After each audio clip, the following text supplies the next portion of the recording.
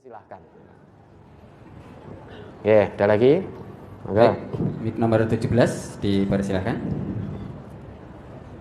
Assalamualaikum warahmatullahi wabarakatuh. Waalaikumsalam warahmatullahi wabarakatuh.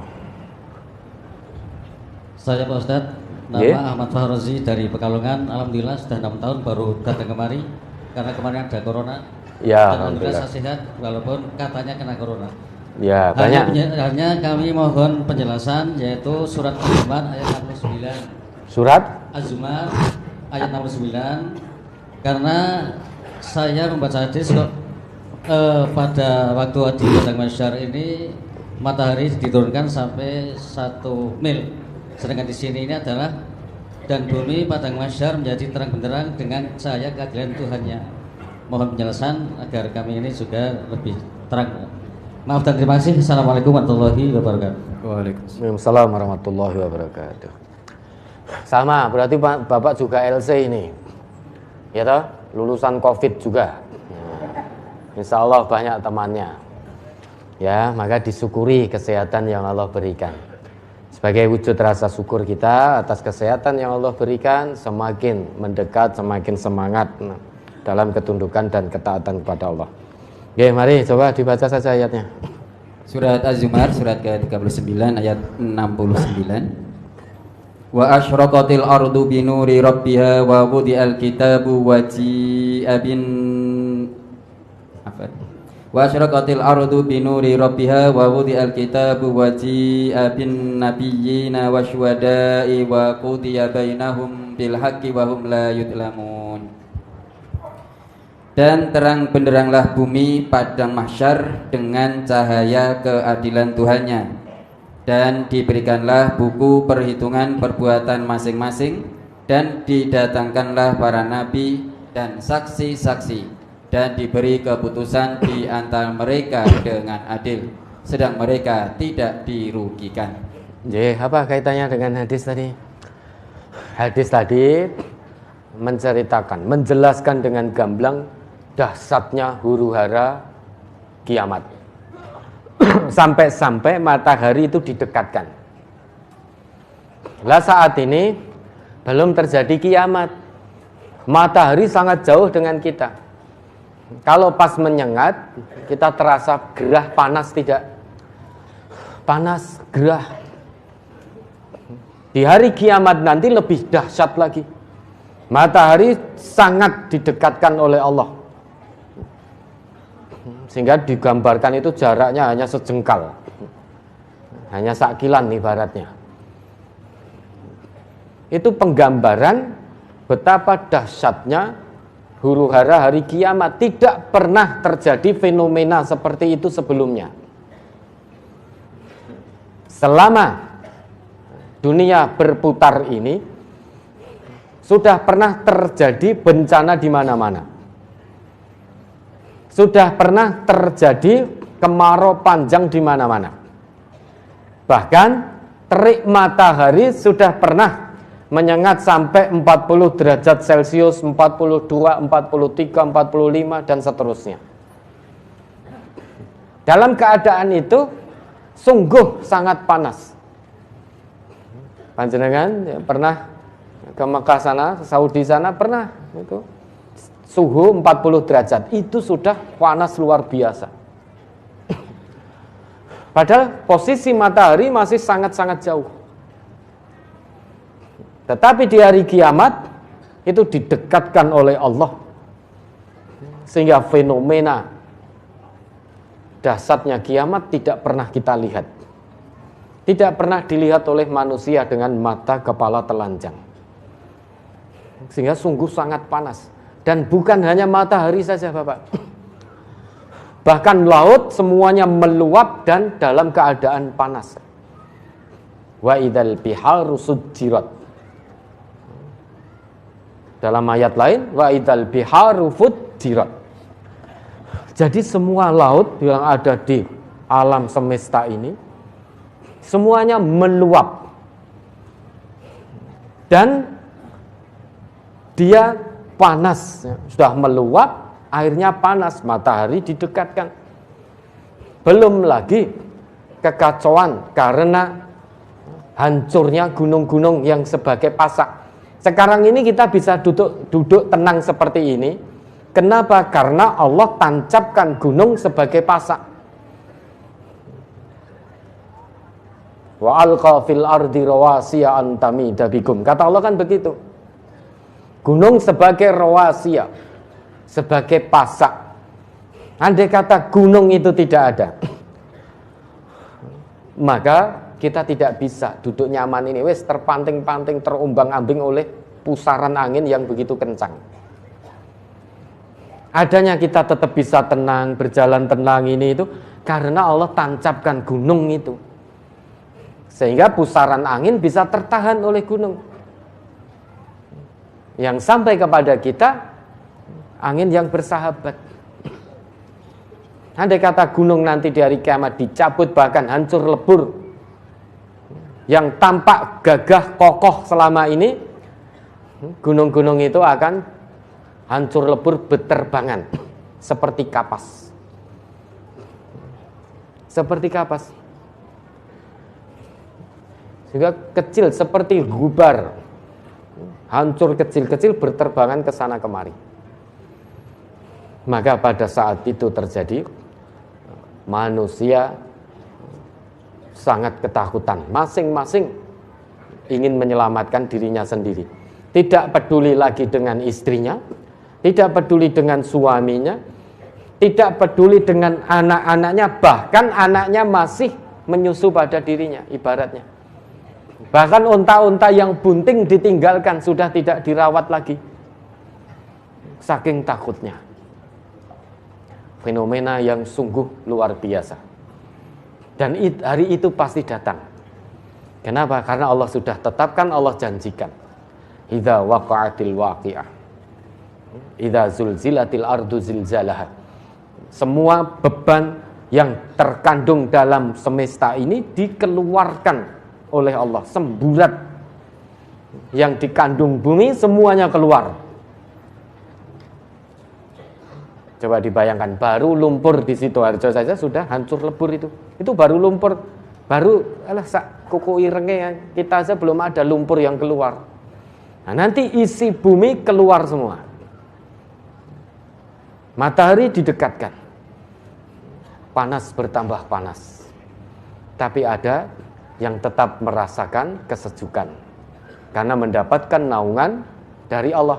7 golongan yang disebut oleh Nabi dalam sabda beliau, sab'atun yudhilluhumullahu fi dhillih yauma la dhilla illa dhilluh. Ada 7 golongan itu yang sudah sangat familiar di kita.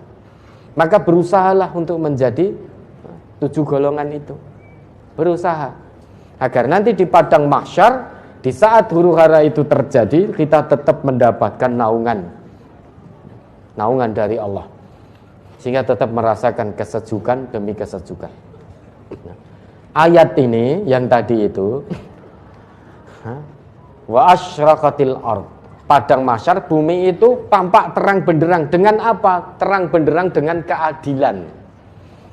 Karena kita di hadapan hakim yang maha adil. Kalau sekarang di dunia ini, bumi di dunia ini sekarang keadilan tampak samar-samar, tidak terang benderang, karena keadilan bisa dibeli. Sehingga banyak atau ada beberapa oknum tidak berani menyuarakan keadilan dengan terang benderang, sehingga tidak lagi membela kebenaran tetapi membela yang bayar. Di hadapan Allah nanti di padang mahsyar, keadilan tampak terang benderang. Sehingga bumi itu tampak terang benderang dengan keadilan yang tidak bisa dibeli. Dengan keadilan dari Allah yang tidak bisa dibohongi. Dengan keputusan seadil-adilnya dari hakim yang maha adil. Selain itu, setiap manusia akan diberi catatan rekam jejak amalnya. Satu kata yang kita ucapkan, perbuatan apapun yang kita lakukan, itu ada catatannya. Setiap manusia diikuti oleh malaikat-malaikat Allah yang bertugas secara bergantian. salah satu tugas utamanya adalah mencatat perbuatan ucapan manusia. Kalau ucapannya baik, perbuatannya baik, dicatatlah kebaikan itu. Kalau ucapan perbuatannya buruk, penuh maksiat, dicatatlah sebagai dosa. Dan itu nanti akan diserahkan catatan amal itu. Tandanya mudah. Kalau nanti panjenengan atau kita diberi catatan amal dari arah kanan, itu tanda kebaikan. Insya Allah jadi penghuni-penghuni surga. Tapi kalau nanti diberikan dari balik punggung kita atau dari arah kiri kita, itu kebinasaan, kecelakaan selama-lamanya. Dan padang mahsyar itu tampak terang benderang karena pertama, di situ kita akan berada di hadapan hakim yang maha adil. Tidak bisa ditipu, tidak bisa dibohongi, tidak bisa dibayar, tidak bisa disogok, tidak bisa disuap. Hakim yang maha adil ini akan memutuskan seadil-adilnya terhadap perbuatan yang pernah kita lakukan. Kemudian yang kedua, kitab catatan diserahkan sepenuhnya, rekam jejak kita diserahkan sepenuhnya kepada kita. Sehingga tidak ada yang tertutup-tutupi. Kalau sekarang ini mungkin ada di dunia ini yang bisa ditutup-tutupi. Aslinya nembak, diomong kira nembak. Karena ditutup-tutupi. Aslinya membunuh, mungkin diomongkan tidak membunuh. Diputar balikkan kata-katanya penuh dengan alibi, misalkan begitu. Tapi nanti di sana, bukan ya Allah saya tidak membunuh. Nyolo deloken catatanmu. Rekam jejakmu, CCTV-mu malah enek itu loh. Sehingga kita ini berlapis-lapis CCTV dari Allah. Di samping Allah sendiri yang maha mengawasi, Allah kirimkan malaikatnya terus bergantian mengawasi kita. Pada diri kita pun ditanam CCTV yang tidak pernah rusak, tidak pernah hancur. Apa itu? Ajabud zanab, tulang ekor. Tulang ekor ini sampai kapanpun sudah dilakukan penelitian oleh para ilmuwan, baik di barat, di timur, utara, selatan, baik dengan cara dilindas, dengan cara dibakar, dengan cara ditumbuk. Meski hancur, namun sinyal tulang ekornya masih ada. Dan ini yang disabdakan oleh Nabi. Sesungguhnya pada diri tiap anak Adam ada satu tulang yang tidak bisa dimakan oleh tanah. Tulang ekor ini selamanya akan hidup. Minhu khuliqa. Dari tulang ekor ini manusia diciptakan. Fihi khuliqa, darinya diciptakan, wa minhu yurakkab, dan darinya nanti akan disusun ulang. Para sahabat bertanya, ayu admin ya Rasulullah, tulang apakah itu? Nabi kita bersabda, ajabud danab, yaitu tulang ekor. Sehingga CCTV manusia ini berlapis. Allah sangat mengetahui, mengawasi kita. Allah kirimkan malaikat untuk mengawasi kita bergantian. Pada tubuh kita pun ada CCTV dari Allah, yaitu tulang ekor. Sehingga ucapan kita, perbuatan kita terekam dalam tulang ekor itu. Mau menipu dari mana lagi coba? Maka sangat masuk akal kalau di era teknologi yang maju ini ada CCTV. Maka CCTV Allah itu sangat wajar adanya. Ternyata CCTV Allah itu tulang ekor. Kalau CCTV buatan manusia sekarang dihilangkan saja sudah tidak terlihat kejadian-kejadian yang terekam di situ. Namun tulang ekor ini tidak bisa dihancurkan atas kuasa Allah. Tidak percaya panjenengan cek dalam jurnal-jurnal atau tulisan-tulisan ilmiah terkait dengan rahasia tulang ekor ini. Rahasia tulang ekor ini. Jenengan cek gitu, dibaca, ditelaah. Banyak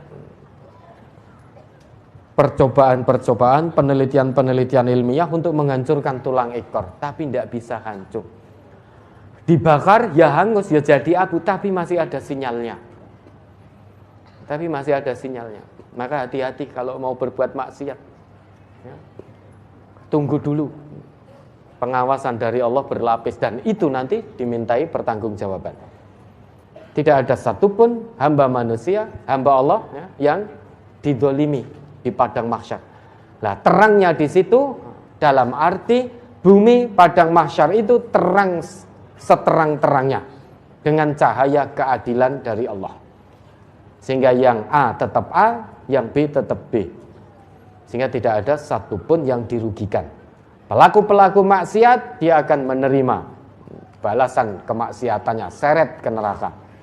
Orang-orang yang taat pada Allah akan menerima balasan kebaikannya, masuk dalam surganya Allah atas izin, rahmat dan ridha Allah. Ya, kurang lebih seperti itu, mudah-mudahan dipahami.